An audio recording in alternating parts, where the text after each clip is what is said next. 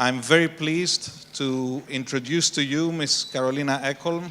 Ms. Ekholm is State Secretary to the Swedish Minister of Finance, Magdalena Andersson. She has responsibility for economic policy and international economic cooperation. And she has served as Deputy Governor to the Swedish Riksbank between 2009 and 2014. She's a professor of economics at Stockholm University. Ms. Ekholm, welcome to Delphi. Thank you. Let's dive straight into the topic.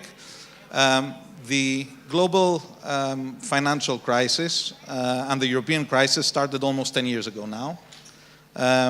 For some of us here today, it's still very real. But as far as the EU is concerned, do you think that the EU can now close the door on this crisis and on this chapter and move on? I mean, there are, I think, many scars left in Europe after the crisis. I guess to a certain extent it's a bit ironic that a financial crisis emanating from the United States really had its perhaps worst consequences in this part of the world. But these many years on, I think there are a number of quite concrete scars left from the crisis. I mean, in several countries, the unemployment is high. You have very elevated levels of government debt in certain countries. You have high levels of non-performing loans in the banking sectors. You have relatively low investments and what could be called maybe an investment gap that impacts negatively on productivity growth. So there are a number of these quite concrete consequences that we can observe in various parts of the European Union. But then I think maybe more importantly, there are some less visible scars from the crisis, and that has to do with maybe a decrease in the degree of trust in our common institutions, trust between the member states in the European Union, trust among the citizens, trust by the citizens towards their decision makers. And I think those scars will take perhaps a long time to heal. So to what extent do you feel then that some of the, if I may call it the identity crisis that the EU has been going through over the last couple of years, if we think about things like Brexit, which we can't ignore, of course, the immigration policy debates and disputes and the immigration crisis, to what extent do you think that this identity crisis is a result or one of the scars of this financial crisis, or is it something that was coming anyway and was brought to the surface? I mean, I think some of this is related to what is perceived as a less than perfect management of crisis in the European Union. So I think that goes to the financial crisis or the euro crisis when it emerged. That the management of that crisis maybe doesn't appear to have been all that efficient in the eyes of the EU citizens. But that also goes to the refugee crisis, I think, which is a slightly a later crisis, but a very severe one. And I think there is this sense that it hasn't really been dealt with in a very efficient way at the EU level. And that type of perception feeds into sort of EU negative undercurrents that I think you find in most member states in the EU. And I think it may have contributed to the negative debate that preceded the referendum in the UK. I think from the Brexiteers' side, there's a lot of emphasis on the bad management at EU level, dealing with the sort of concrete issues related to having a sort of a growth-friendly union that creates prosperity for its citizens. And To what extent do you think we have learned lessons from that crisis and from this inefficient, if you like, management of the crisis? And what would you say are the key lessons we have learned? I mean, I think there is a strong awareness of this, but being aware of a problem is not the same as being able to solve it completely. I think sort of the negotiations surrounding EU politics are influenced by the awareness that we should be better at catering to the needs of EU citizens and try to deal with problems in a more efficient way. But you know, it's a very diverse group of countries with diverse interests. So, you know, the European Union can never be as, you know, as a nation state or a country such as China, where you have very centralized decision making. I think that's just a fact of life that we have to live with. From the purely financial side, at least, do you think that the EU is better protected from such a crisis going forward? There's been a lot of mechanisms introduced to protect the EU economy to a certain extent. Are they enough, or have we even swayed maybe too much to the other extent? No, I mean, I think so. The crisis, and I think in order to learn lessons, you have to draw the correct conclusions about why we ended up in a bad spot in the first place. And there are diverse opinions about this. I think a popular idea maybe in this country is that a fundamental problem was that you have a currency union, but you don't have a fiscal union. I think, you know, there's something to that, but I think there are there have been sort of other types of dynamics behind the euro crisis.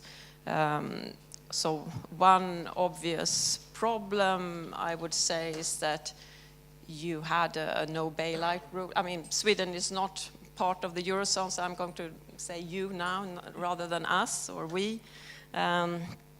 We are obliged to enter the euro area, but we, for some reason, never fulfill the criteria that we need to fulfill that involves a fixed exchange rate. And we do our best not to fulfill that one.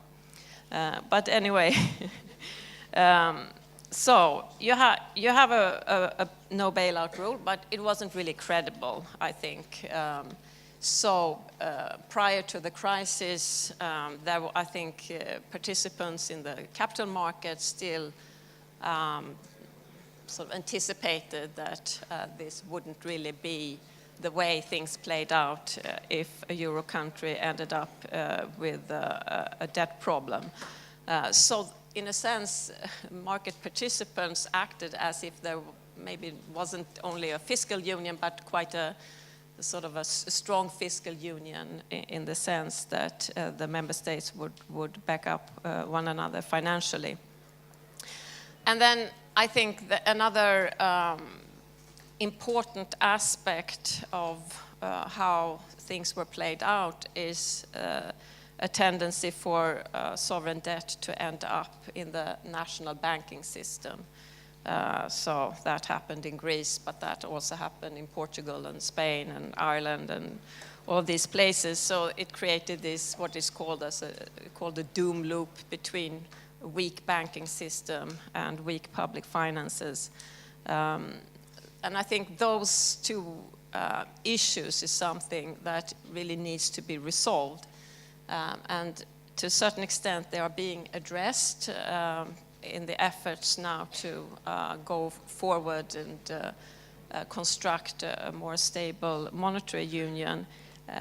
But it's difficult, and I don't think it's been dealt with completely.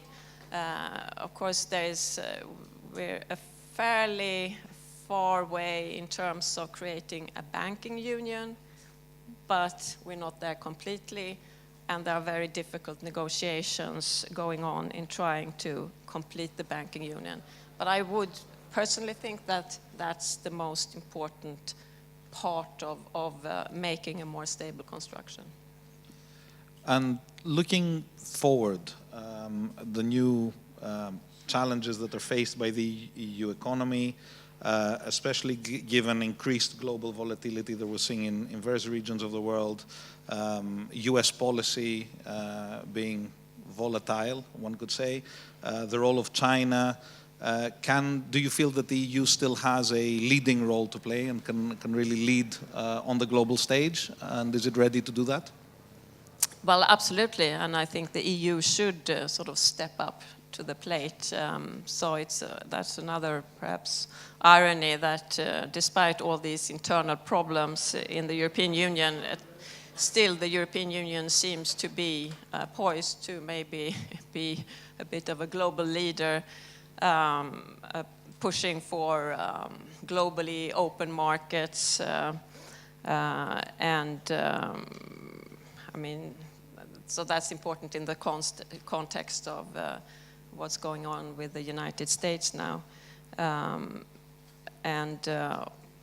I think also, I mean, it may be a bit difficult because of the diversity within the European Union, but at least, I mean, it is based on some fundamental common shared values that I think could create the basis for the EU being more of a global leader than perhaps it has been the last 10 years or so.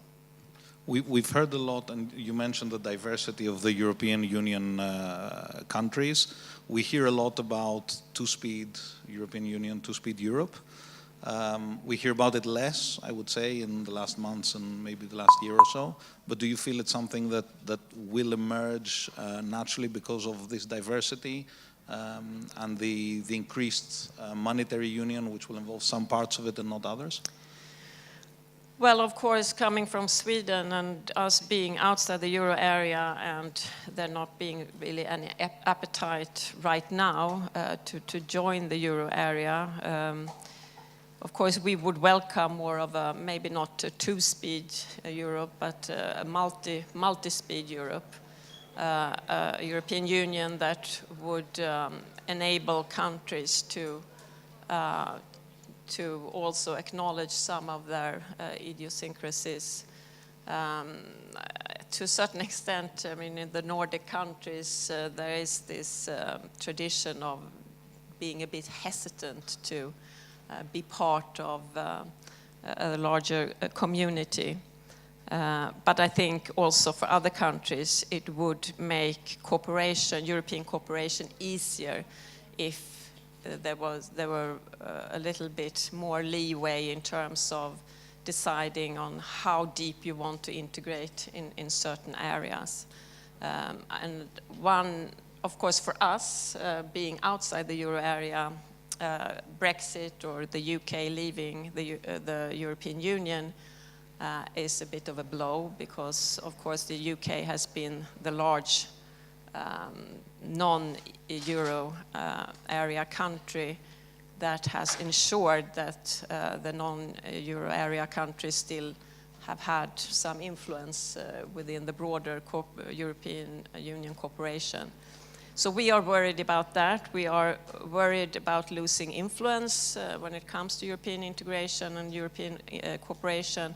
And we also worry that there will be some sort of pressure on us to join the euro area, although there is no real popular support for that.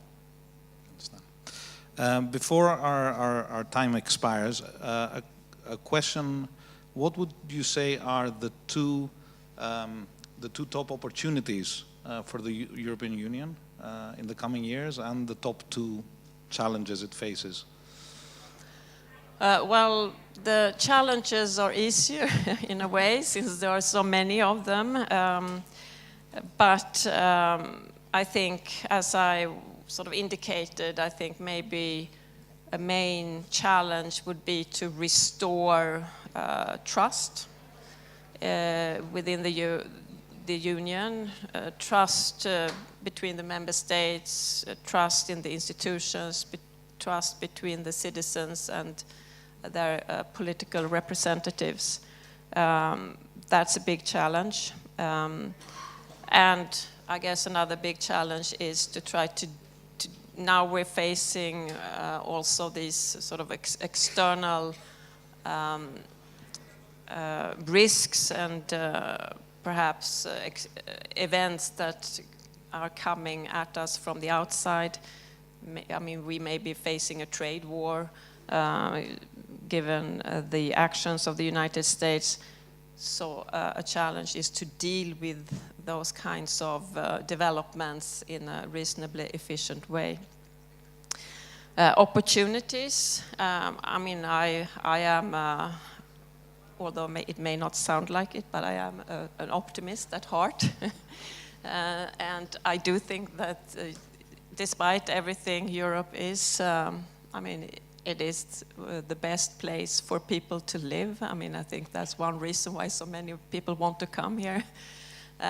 So we should be able to be the most vibrant region. I think we could be the region that would attract investment, high-skilled people, etc.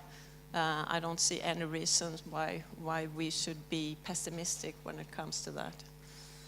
So I'll just stay with one opportunity. Thank you very much. I'd like to try and fit one, maybe two questions in from the audience. Hi, thank you very much for the inspiring thoughts. Just one question. Sweden faced one of the most severe financial crises in the early 90s, and it was quite daunting to watch the country alone fighting back in those times, but you managed to come back quite strong in the late 90s. I know there is some challenges that the economy is facing now, no doubt, but can you share some lessons from how you fought quite alone and came back quite strong from the 92, 93? 92, I guess. Fall of 92 was the height of the crisis. I mean, that's when... Thank you. Yes, this could go on for some time because I could talk about this for a long time. So we did used to have a fixed exchange rate. I guess if we had continued with that, we would have been poised to enter the euro area. We wouldn't have had any reasons to refuse. But it was in the fall of 92 that there was so much speculation against the Swedish krona. The central bank raised the policy rate to 500%. That's when Sweden was on the front page of all the major newspapers around the world. Having worked in a central bank, I have to say, thinking about that decision to raise the policy rate to 500%, it just seems completely crazy. Because even though inflation was high, that meant that there was a very severe sort of real interest shock hitting the economy, and it just went into free fall. So we had a banking crisis, the real economy just tanked completely, and it was general mayhem. One thing that happened is, of course, that we couldn't maintain the fixed exchange rate. So in the end, even though the central bank raised the policy rate to 500%, everyone in the markets realized that this cannot go on. And it couldn't go on, so it was lowered to maybe 30-40, which is still completely crazy. But then in an afternoon, the whole foreign exchange reserve essentially disappeared through speculation, and there was no alternative than to let the currency float. So there was a depreciation then of the Swedish krona with about 30%. So that obviously helped the recovery in terms of giving some sort of boost to exports or net exports, something that you couldn't really benefit from being in a currency union. And another aspect that made it different from the Greek experience is, of course, that the rest of the world at that point was doing fairly okay. So the rest of the world was doing fairly okay. We had this big change in the exchange rate that sort of benefited or helped recovery. When it comes to public finances, that was a tough thing. We had at the most a deficit in the general government of about 11% or so. So it was a big deficit. But the government debt or public debt didn't really go up to more than maybe 70% of GDP. We almost lost the ability to fund ourselves in capital markets, but we never had to go to the IMF, or we didn't really have to have emergency loans, but there was a very severe program of budget consolidation, and it was done essentially by sort of half of it was by increasing tax revenues and half of it was cutting spending. And it took a number of years. We put in place a completely new fiscal policy framework that was, the aim was to sort of guarantee long-run sustainability of public finances. That's something that we have been living with ever since. It may impact negatively on the ability to carry out needed public investments, but at least public finances are sustainable now. Productivity growth was very high after this period for a number of years, and it all, in the end, went well. And of course, now we borrow, the government borrows at negative interest rates. So, strong credibility in the capital markets. With that, we need to close. Yes, sorry, but as I said, I could go on. Thank you very much for your insights on the post-crisis EU and the challenges we face. I think overall it was an optimistic note. Thank you also to the audience for participating. And I hope you enjoy your time in Delphi. Thank you. Thank you.